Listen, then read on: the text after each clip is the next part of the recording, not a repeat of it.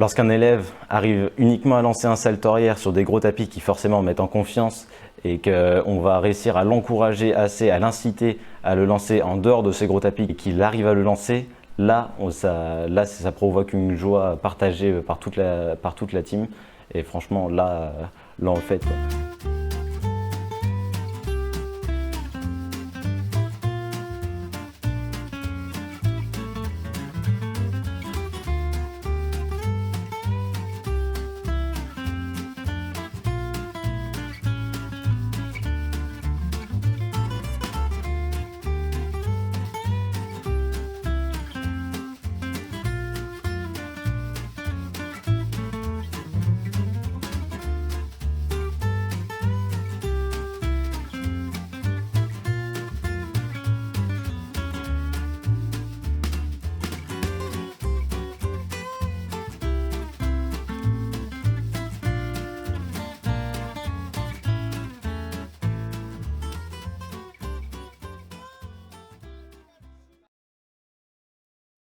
Quand j'étais petit, j'ai été fasciné par 2-3 artistes qui sont venus, quand j'étais en classe, présenter des choses. Ça a pu être des musiciens, ou alors ça a pu être des acteurs de théâtre.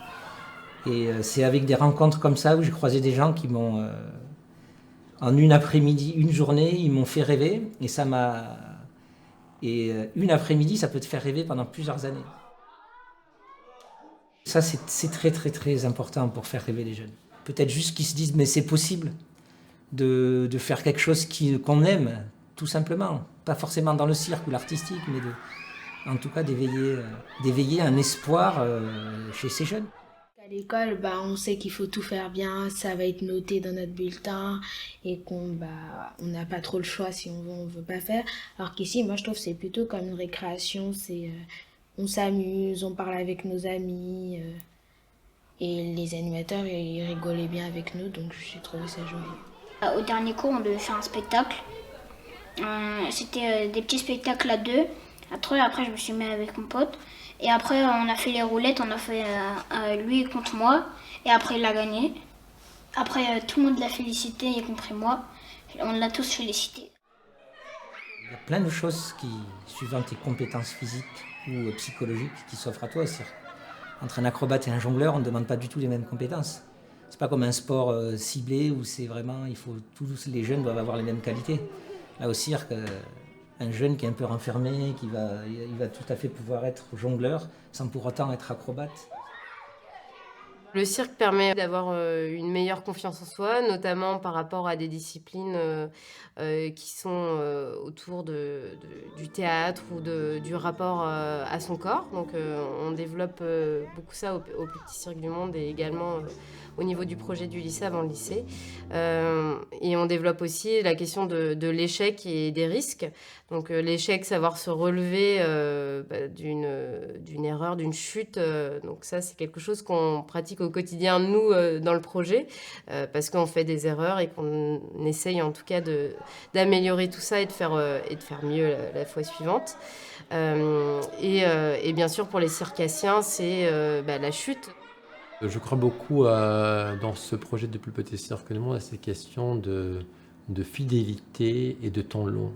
Je pense que nous manquons toujours de ces temps longs et que c'est sur le temps long que toutes les histoires se construisent. On est dans un quartier qu'on appelle quartier politique de la ville, prioritaire, dans lequel les besoins, les attentes, mais aussi les difficultés éventuelles, un éventuel rejet du projet qui a pu exister au moment de la construction, sont des vecteurs, des contraintes très fortes.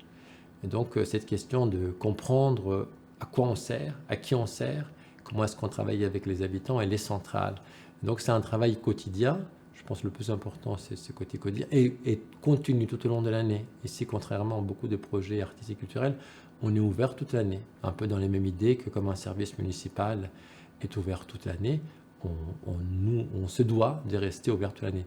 Donc ça se passe à la fois par des choses très simples, d'être habitant de ces territoires-là, être voisin, sortir sur le parvis, rencontrer les gens, aller vers les gens, aller les rencontrer dans leur travail, dans leur association, les inviter à venir et créer des moments de rencontre où ils sont acteurs. Par exemple, tous les vendredis, on a une activité qui s'appelle Vendredi Baraque, et ce sont les habitants qui proposent l'activité. C'est un lieu qui est ouvert, qui se veut en tout cas accueillant, parce que c'est aussi un parti pris architectural d'avoir fait un foyer qui prend énormément de place dans ce bâtiment en fait, mais c'est l'espace le plus important, l'espace central. Et c'est le premier espace qu'on voit quand on rentre dans le plus petit cirque du monde. Cet espace hors Covid, bien sûr, est ouvert du matin au soir et permet aux parents qui viennent accompagner leurs enfants au cours, mais également aux artistes de la formation professionnelle ou aux artistes qui sont en résidence, de se retrouver et de partager autour des arts du cirque et aussi autour de questions beaucoup plus quotidiennes. Nous, les ouvriers et les habitants, on l'a vraiment construit ensemble. Pendant 20 mois, on a été sur le chantier avec une baraque provisoire, avec des algécos. Et l'acte de construire a été vécu ici comme un acte fondateur de comment est-ce que notre projet pouvait évoluer. On a commencé à penser à des activités qui n'étaient pas des activités artistiques, mais des activités de la communauté. Par exemple, un débat ou un repas participatif, alors une kermesse pour les enfants du quartier. Pour moi, c'est assez important que les gens d'ici puissent sentir que c'est quelque chose qui peut exister chez eux et du coup qui peut exister aussi pour eux. Nos activités se passent à la fois à l'intérieur, mais beaucoup aussi à l'extérieur du bâtiment. Quand on a eu le bâtiment, on s'est donné vraiment comme objectif de ne pas nous enfermer dans un bâtiment, mais vraiment de sillonner la ville et d'aller à la rencontre. Donc que ce soit sur l'espace extérieur, dans les espaces extérieurs ou dans l'établissement scolaire, c'est vraiment quelque chose de très important dans notre relation, y compris dans le projet artistique. Pour ça, on a choisi plutôt de nous positionner sur l'accompagnement des projets d'artistes qui ont la possibilité, l'intention de venir plusieurs fois. Ce qui fait qu'à la fin, les artistes sont ici plutôt connus par leur prénom parce qu'ils viennent et reviennent. Cette semaine, on a accueilli un projet qui s'appelle L'Or dans les pavés, qui est un projet d'artistes dans l'espace public. Et justement, ils ont tellement travaillé, répété dans ce quartier-là que les gens les connaissent, ils connaissent leur tête, ils ont vu des photos, des vidéos.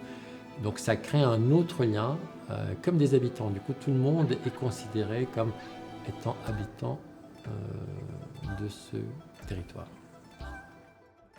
Hier, du coup, on est allé dans cette cité où on va performer tout à l'heure.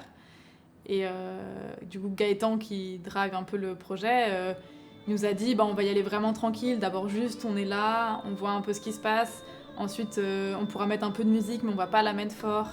Et après, à chaque fois qu'on est dans un lieu, il y a toujours beaucoup de gens de l'équipe du PPCM qui sont là et qui discutent avec les gens. Et du coup, voilà, qui échangent avec eux sur plein de choses. Mais du coup, je trouve qu'il y a aussi une manière de faire où ils imposent pas quelque chose. Nous, on arrive avec le gros tambour et on s'en fiche de ce que ça vous fait. Mais on vient tranquillement, on voit si en fait vous avez envie d'échanger avec nous. On prend le temps vraiment aussi de discuter. Et ça, dans toutes les interventions, ça a été assez présent. Et du coup, ça, je pense que comme manière de faire un peu sa place dans une ville, c'est très beau parce que je pense que les gens, du coup, sont beaucoup plus réceptifs et puis du coup, je pense que tu es plus conscient de ce que tu fais.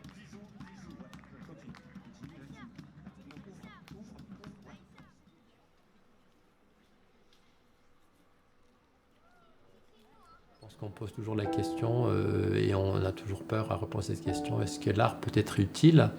Et ici la question c'est oui, justement l'art est utile à travers un lieu comme le nôtre où on accueille des artistes pour créer des œuvres de l'esprit.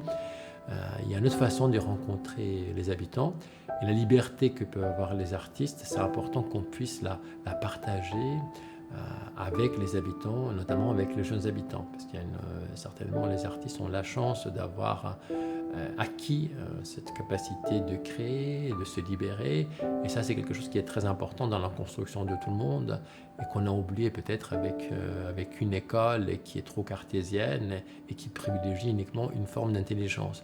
Donc c'était partager ça et après du coup apprendre aussi ce que chaque habitant apporte comme culture, comme art, comme origine, comme des questions finalement d'inspiration qui nous ont permis de penser de nouvelles formes d'action.